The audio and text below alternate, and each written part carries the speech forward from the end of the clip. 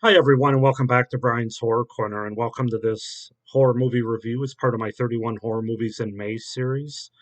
Today, we're going to take a look at a more recent movie, more of a thriller movie, I would say, from the 2010s, from 2015 to be specific, and that is Green Room, which, as you can see, I have on Blu ray here and digital coat.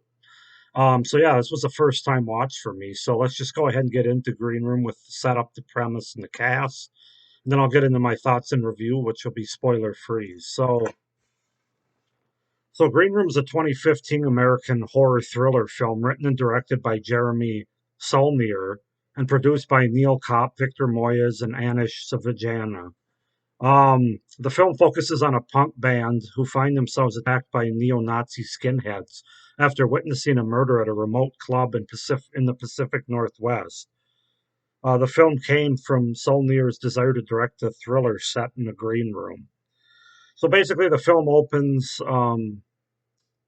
with DC punk band The Ain't Rights. Pat, Sam, Reese, and Tiger are traveling the Pacific Northwest low on funds.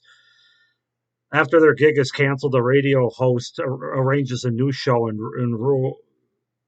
a rural area uh, outside Portland through his cousin Daniel. Arriving at the venue, they realize it's a neo-Nazi skinhead bar, and they're opening for an NSBM band. Cowcatcher is the name. They go ahead with the show anyway. During their set, Pat notes two young women, Emily and Amber, looking disturbed and being shepherded out of sight.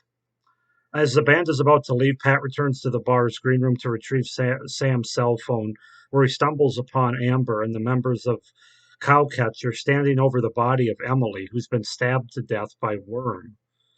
Pat calls the police as he flees but is caught, and bar employees Gabe and Big Justin capture the rest of the band and confine them to the green room with Amber. Gabe pays one of the young skinheads to stab another to create a cover story for the police who respond to Pat's call. He consults with the bar's owner, skinhead leader Darcy, who decides all witnesses need to be eliminated. He arranges the cowcatcher to be gifted poison heroin, while more skinheads assemble at the bar, waiting until nightfall to kill the band and Amber. So that's pretty much the setup and the premise of this movie. Cast wise, we have Anton Yelchin, rest in peace, as Pat. Imogen Poots as Amber. Aaliyah Shawkat as Sam. Joe Cole as Reese. Callum Turner as Tiger. Patrick Stewart as Darcy Banker. Macon Blair as Gabe, and Mark Webber as Daniel. So that's the cast to go along with the setup and the premise for this movie Green Room from 2015. So I'll be honest, this movie isn't exactly what I thought it was going to be, just from my understanding of it, but I enjoyed it for the most part. It's definitely more of a thriller than it is a horror movie. I know they have it as a horror thriller film. I think the horror part's more related to the violence that's in the movie.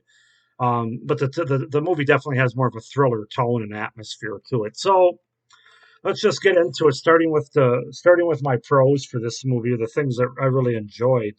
The movie does a really good job of keeping you on the edge of your seat and keep you engaged from the start until the very end of the movie, like literally the last scene right before the ending credits. It's very suspenseful, very action packed, and very tension filled. There's nothing boring about this movie other than maybe the first 10 or 15 minutes as this band is trying to get to this gig that they have at this neo-Nazi bar. The first 15 minutes or so it kind of follows this band, and you kind of get an idea of that they're broke and they don't have any more money, and they're basically about ready to give up as their last show canceled on them. And so you kind of realize they're at a sort of a desperate spot, even when they find out the kind of place that they're playing at. So, but once the shit hits the fan, so to speak, it definitely doesn't stop in terms of the suspense and the tension and the action in this movie. So that's the first thing that really stood out to me in this movie.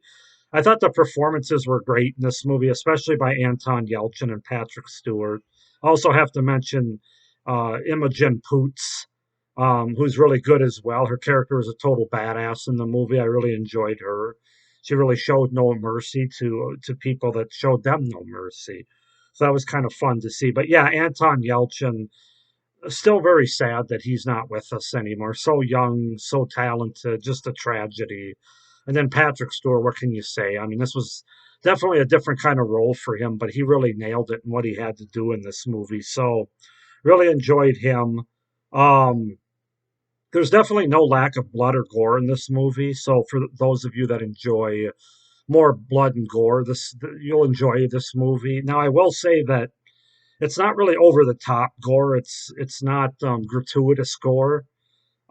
It's more of a realistic type of gore from violence that you'd actually see and experience if you were right there with them, as opposed to like a big Hollywood gore effect deal.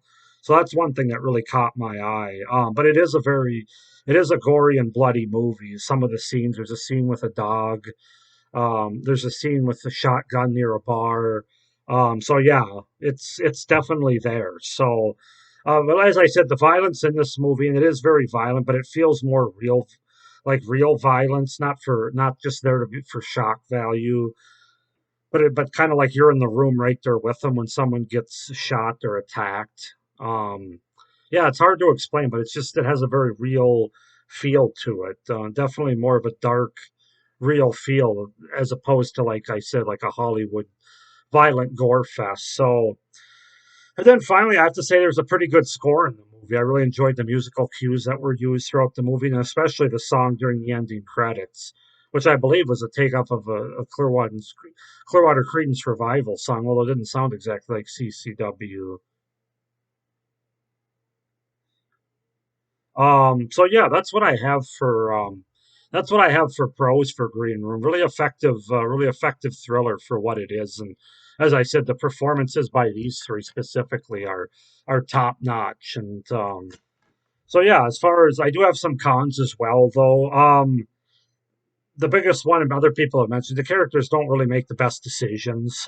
In fact, more times than not, in this movie they don't make very good decisions, and ends up costing most of them their lives. So, um, I feel like the poor decisions get them out of the basically get them out of the room and get the movie flowing, get the plot moving forward. Which I understand that they have to do some of that. I just wish the characters would do it in like some smarter ways.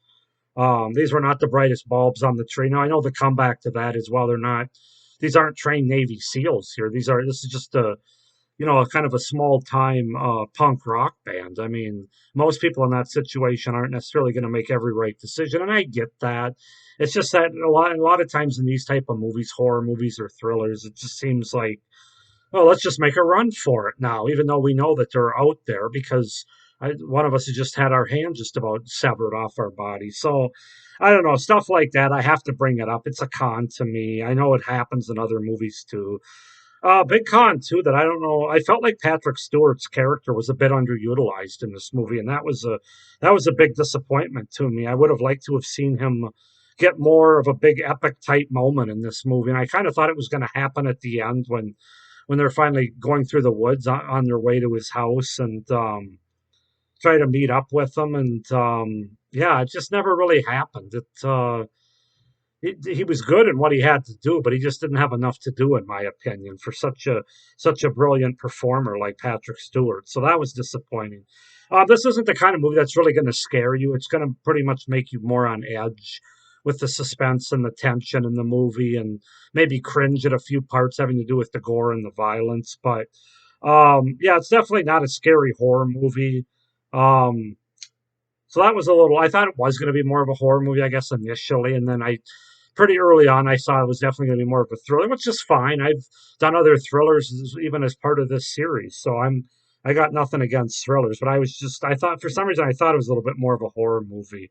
Um, and then finally the ending, I want a little bit more out of the ending than what I got with the confrontation of the two survivors and the rest of the neo-Nazi leadership group, especially Darcy.